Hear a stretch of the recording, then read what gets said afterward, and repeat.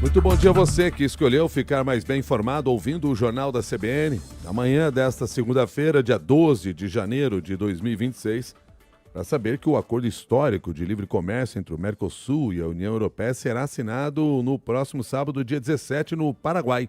O presidente da Comissão Europeia, Ursula von der Leyen, vai à Assunção para participar do evento com os líderes dos países do Mercosul. Na semana passada, sexta-feira, depois de 26 anos de negociação, a União Europeia aprovou a aliança, que representa 1/4 do PIB mundial em um mercado de 720 milhões de consumidores. Para conversar conosco sobre esse assunto, nós convidamos Roberto Rodrigues, que já foi ministro da Agricultura e Pecuária, embaixador da Organização das Nações Unidas para a Agricultura e Alimentação, a FAO, professor emérito da Fundação Getúlio Vargas, e a quem eu agradeço pela gentileza de estar conosco aqui no Jornal da CBN. Roberto Rodrigues, muito obrigado e um bom dia. Bom dia, eu que agradeço. Obrigado a você. Roberto Rodrigues, quais as perspectivas para a agricultura e pecuária brasileiras a partir deste acordo? São positivas, como foi dito por você mesmo, um mercado gigantesco, mais de 720 milhões de pessoas, com poder aquisitivo alto, de modo que o horizonte de longo prazo é muito positivo.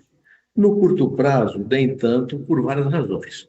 Primeiro, porque o comércio mundial, o comércio com a União Europeia, hoje, é restrito por cotas pequenas de produtos agrícolas e por salvaguardas que foram colocadas por eles no final de dezembro, inibindo o aumento das exportações agrícolas no curto prazo. Mas, ao longo do tempo, de 10 a 15 anos, as tarifas diminuem, de modo que o processo ao nosso favor é muito interessante. Não é imediato, mas é interessante. De qualquer maneira, já podemos imaginar alguns capítulos, alguns temas agrícolas que podem crescer desde já. Temos de fruticultura, por exemplo. Frutas é um setor que podemos avançar bastante, carnes também, café.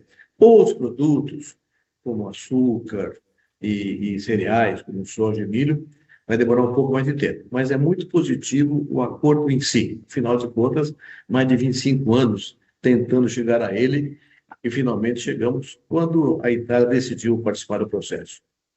A Itália decidiu participar do processo, conseguiu ali encontrar termos que considerasse justos para fazer parte desse processo, o que não aconteceu por parte da França, apesar da aprovação do acordo. Na avaliação do senhor, o que se pode dizer a respeito das reclamações que a França faz em relação a esse acordo? Reclamações pelos agricultores franceses, não é?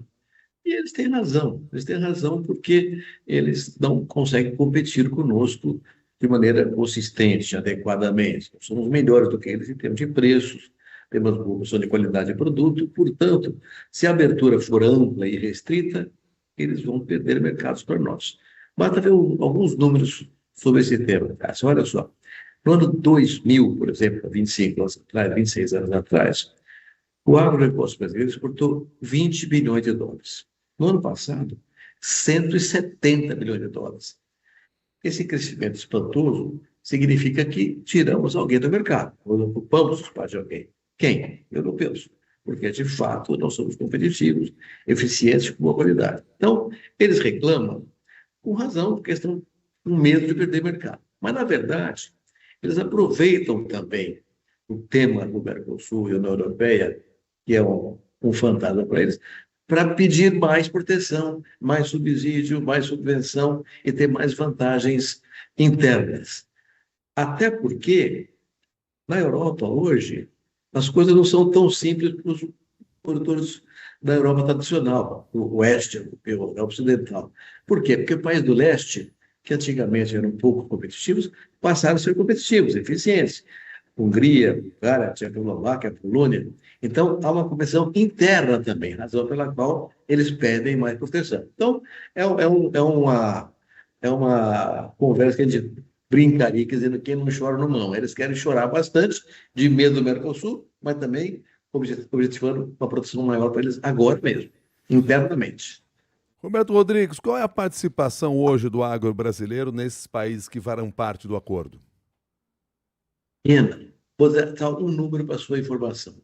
Nós exportamos para a Tailândia hoje é mais do que exportamos para a França. Então, a participação é pequena, não é uma coisa muito relevante. Por isso que eu acredito que o procedimento ao longo do tempo vai melhorar bastante, vai abrir mercados. À medida que caem as tarifas, vai abrir mais mercados, porque também tem um espaço para a gente crescer por causa disso. É pouco exportado para eles hoje. E tem alguns temas, por exemplo, Milton, que são relevantes. A cópia, né, aqui, no ano passado, aqui em Belém do Pará, mostrou uma vigorosa preocupação universal em relação aos combustíveis fósseis, né? O que abre a possibilidade nova para a gente, nesse acordo todo, de exportar também combustíveis líquidos, etanol, de milho de cana, biodiesel, porque é um processo irrecorrível. O mundo vai buscar redução de uso de combustíveis fósseis. E a Europa está pendurada nos fósseis, basicamente. Então, é outro espaço que se abre para a gente nessa corrida que vem pela frente aí. O que significa a aprovação de um acordo como esse, negociado durante tanto tempo para o comércio internacional? Então, pergunta interessante, Cássia. Por que aconteceu esse acordo depois de 25 anos, quase 26 anos de disputa? Eu mesmo participei dessas discussões a vida inteira, antes de ser ministro, durante e depois. Por que a coisa aconteceu dessa forma e de maneira até rápida?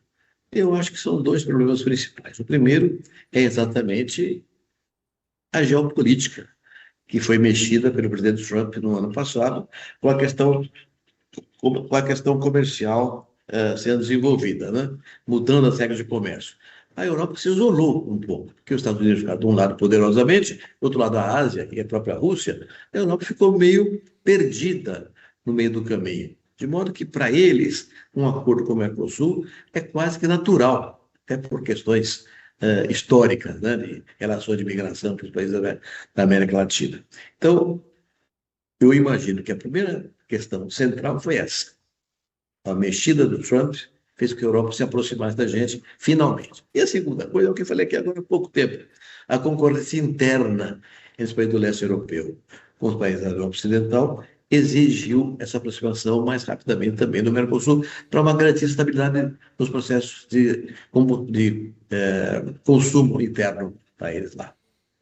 Do ponto de vista sanitário e ambiental, haverá necessidade de alguma adaptação da produção brasileira? Boa pergunta, boa pergunta. Essa é uma questão muito relevante. Pergunta, como é que vai a agricultura brasileira? Não existe uma agricultura brasileira. Você não pode comparar o agricultor da Serra Gaúcha com o de Rondonópolis, ou com o Espírito Santo, ou do Nordeste ou da Amazônia. O Brasil tem várias agriculturas, são vários Brasis, várias agriculturas, por questões climáticas, tecnológicas, até étnicas, né? Então, a tua pergunta tem uma resposta difícil, parece desagradável, mas é o seguinte, uma boa parte, a maior parte do agro brasileiro está preparado para competir com qualquer país do mundo. Outra parcela ainda precisa evoluir nas questões ambientais, nas questões sanitárias, mas estamos no bom caminho. A maior parte está pronta para competir. A outra parte está chegando rapidamente. Roberto Rodrigues, muito obrigado pelo seu conhecimento e sua análise compartilhado com os ouvintes aqui da CBN. Um bom dia. Me permite um último tema que não tocamos aqui, que acho que é relevante, mas agradeço pela oportunidade. O acordo da Europeia e Mercosul, embora não seja brilhante no curto prazo, abre para mim uma perspectiva de que outros países se aproximem mais do Brasil. É um aval para outros países do Oriente Médio, da Índia, da Austrália, países que são hoje os mercados pequenos, se abram por causa do aval da União Europeia. Só isso aí. Muito obrigado, viu? Estou à sua disposição sempre aqui. Eu que agradeço. Roberto Rodrigues, que já foi ministro da Agricultura e Pecuária, embaixador da Organização das Nações Unidas para a Agricultura e Alimentação, a FAO, e professor emérito da Fundação Getúlio Vargas. Conversou com você agora que são 8 horas e 13 minutos.